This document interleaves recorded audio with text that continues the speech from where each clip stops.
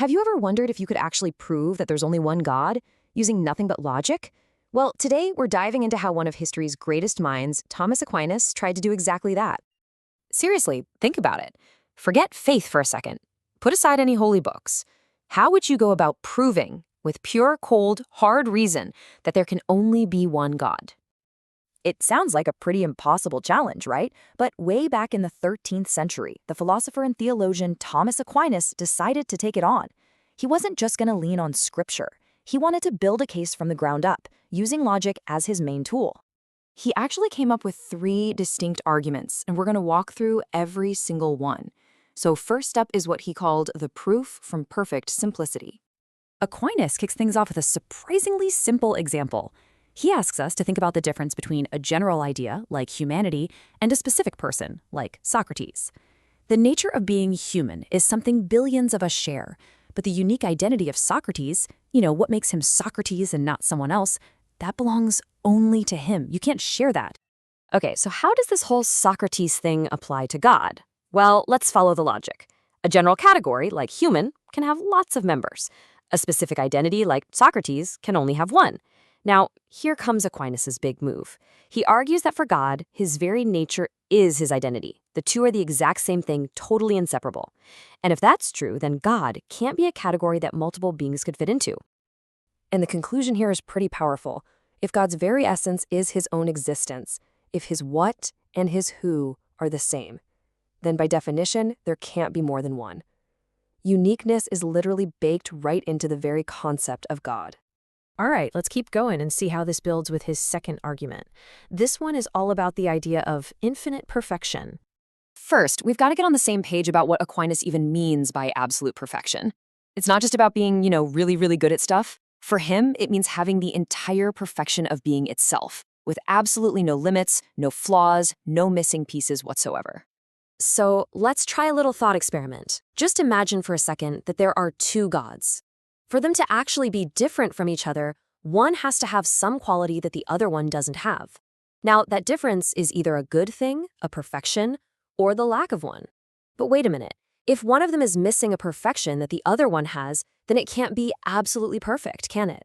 You see the problem? It creates a logical contradiction right away. It's just impossible for 2 or more absolutely perfect beings to exist at the same time. And, Aquinas points out that he wasn't the first person to think this way. He says that even the ancient philosophers, when they reasoned their way to some kind of infinite first principle, they were basically constrained by truth to admit there could only be one of them. So his first 2 proofs were pretty abstract, right? They were all about the internal logic of what God must be. But for his third proof, he looks outward, at the evidence he sees all around us in the world's fundamental unity. I mean, just look around you. The world isn't just a bunch of random chaos.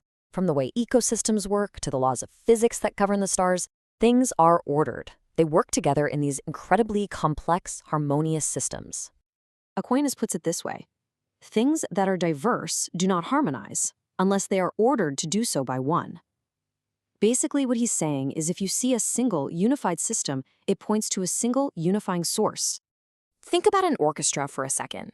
What's the most direct cause, the per se cause, as Aquinas would put it, of 100 different musicians all playing in perfect harmony?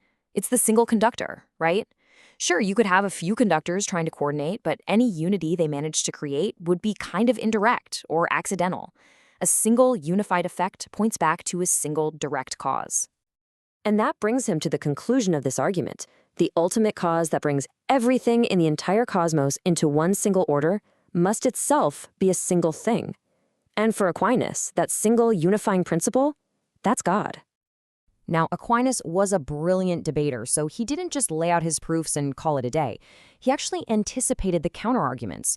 So let's take a look at how he handles the 2 biggest objections to his own logic. First up, he deals with a direct quote from the Bible itself, from 1 Corinthians, "For there be many gods and many lords." I mean, on the surface, that seems to completely blow up his whole argument.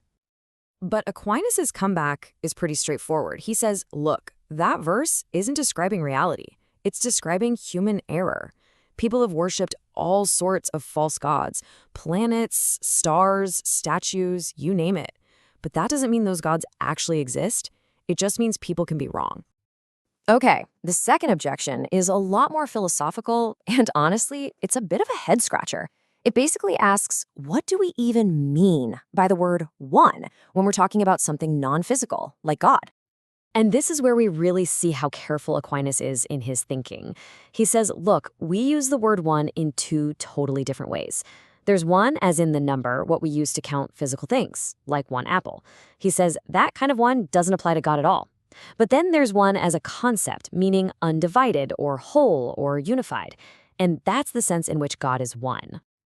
This gets to the heart of it, really. Our language just kind of breaks when we try to describe something that's infinite.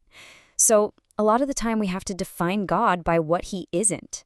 He's infinite, meaning not finite. He's incorporeal, meaning not physical. This way of describing things by taking qualities away just shows the limits of our own minds, not some kind of flaw or limitation in God. So let's just do a quick recap of the three pillars of his proof. First, you've got perfect simplicity. God's very nature is the same as his unique identity. Second, infinite perfection. By definition, only one being can have every perfection without any limits. And third, a unified world. The order we see all around us points back to a single unifying source.